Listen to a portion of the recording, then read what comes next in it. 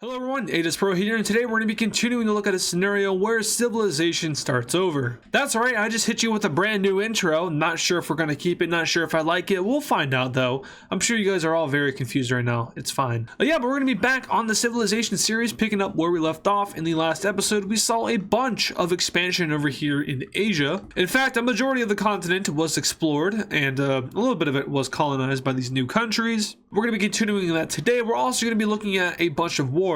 I realize that this channel is kind of based around war scenarios, so we need to have some wars happening, and I have a few which I think are going to be pretty cool. And also, if you guys enjoy this video, make sure to leave a like on it and subscribe to the channel if you're brand new. We're trying to hit 200k by the end of this year, and all of your support is greatly appreciated. Go check out the description, links to my second streaming channel, links to my Twitter, link to the Discord, all that cool stuff there if you want to check out some other social media stuff. And without further ado, let's go ahead and jump straight back into the civilization scenario. Alright, first things first, what we need to do is we need to discover all of England. It's been a while.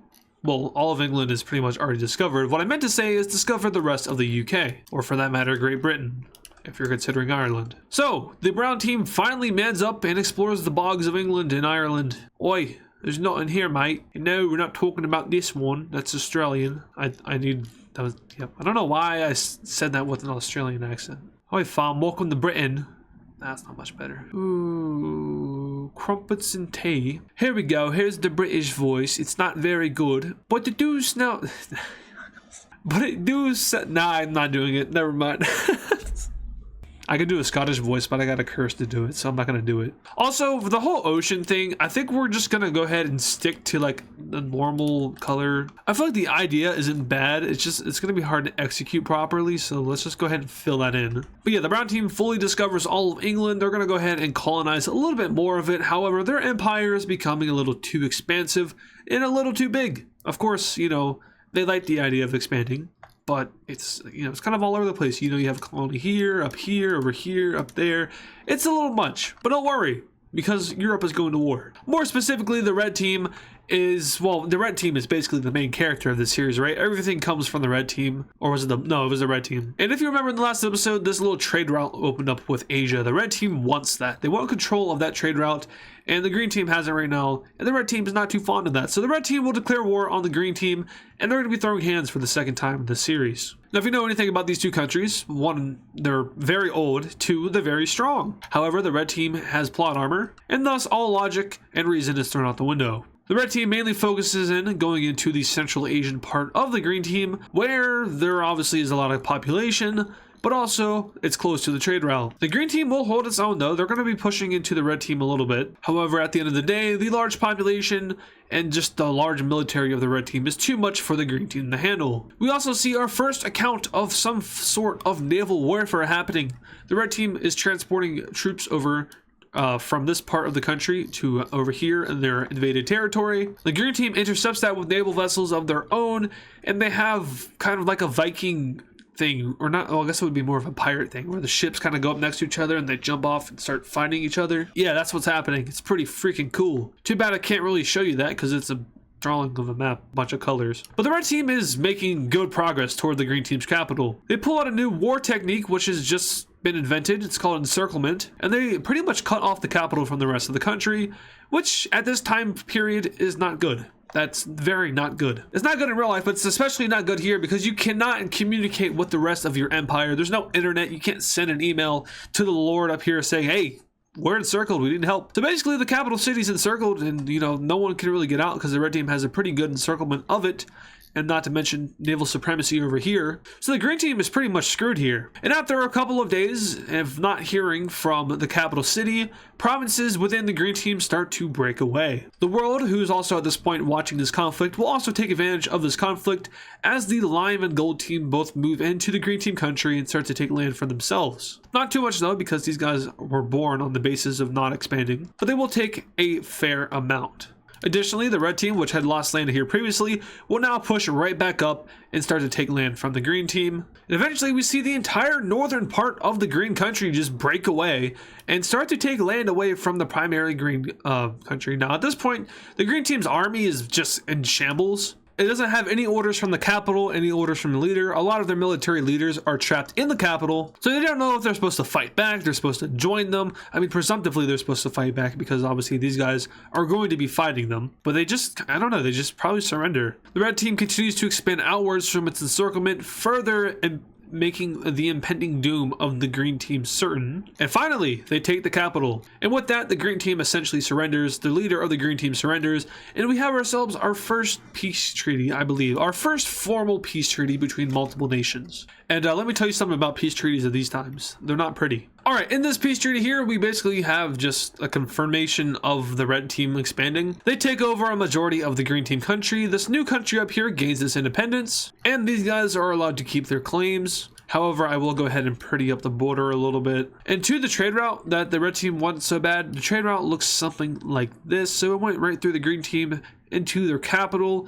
From here, it probably went around this lake down here, touched up with this major city the red team took earlier on in the series, and then it meets up finally with the red team's capital. And then of course it also probably goes north, so maybe there's another path that goes something like that through that major city, another path that goes something like this down there, and ultimately these all link up in through Europe into a network that looks roughly something like this. I think actually having trade routes implemented into the series would be a very interesting and unique idea, so you all make sure to let me know if you would like to see that in full course action.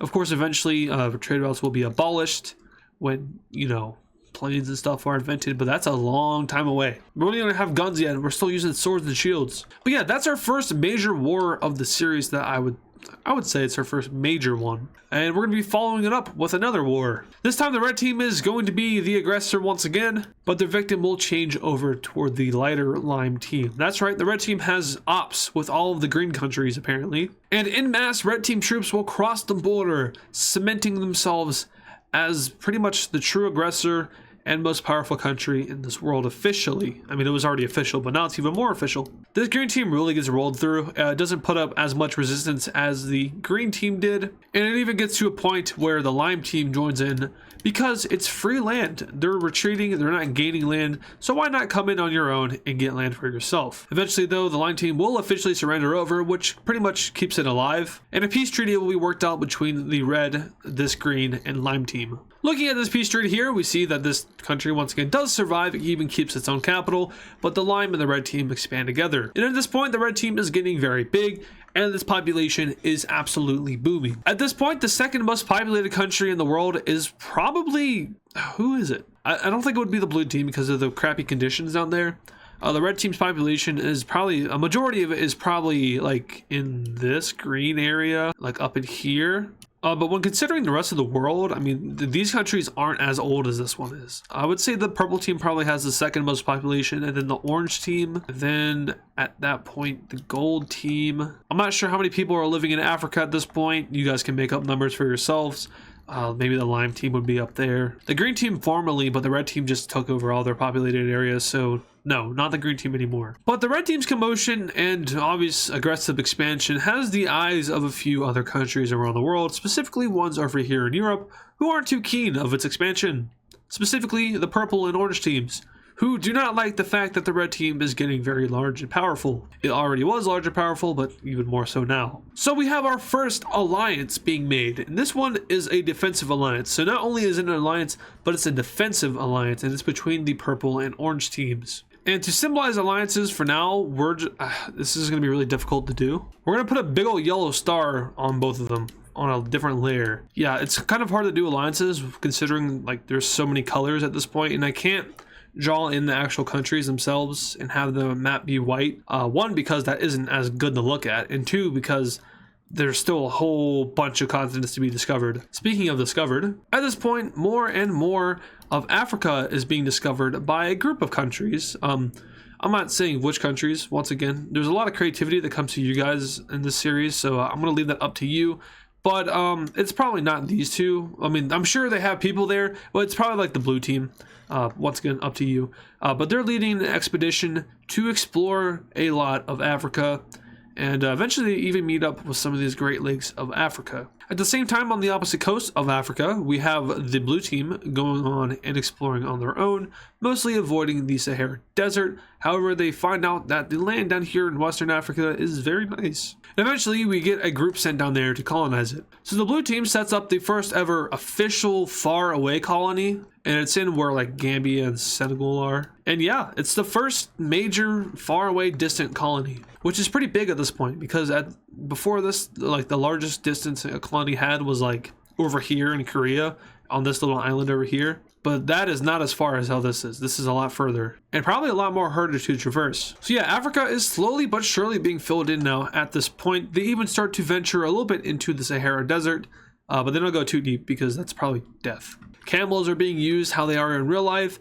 and the world is advancing very slowly. And the world is advancing very rapidly. Speaking of advancing rapidly, Korea eventually is able to successfully discover all of Japan, and now they start to colonize it. Little by little though, they don't do too much at once because that might be a little bit hurtful for the population, considering that colonization is a pretty expensive thing to do. Back over to this blue team over here, they do more expanding of their own main territory, now wrapping a little bit around the coast of Africa. They don't want to do too much since they have been doing a lot of expanding lately. Once again, kind of expensive thing to do, so they don't want to do too much of it, but they are slowly becoming one of the more stronger and larger countries on this map. This brown country over here will go ahead and explore into Bangladesh and continue on into what is present day Myanmar. I'm actually curious, is it, okay, so I know it's called Myanmar, but do people like in Myanmar, do you call it Burma?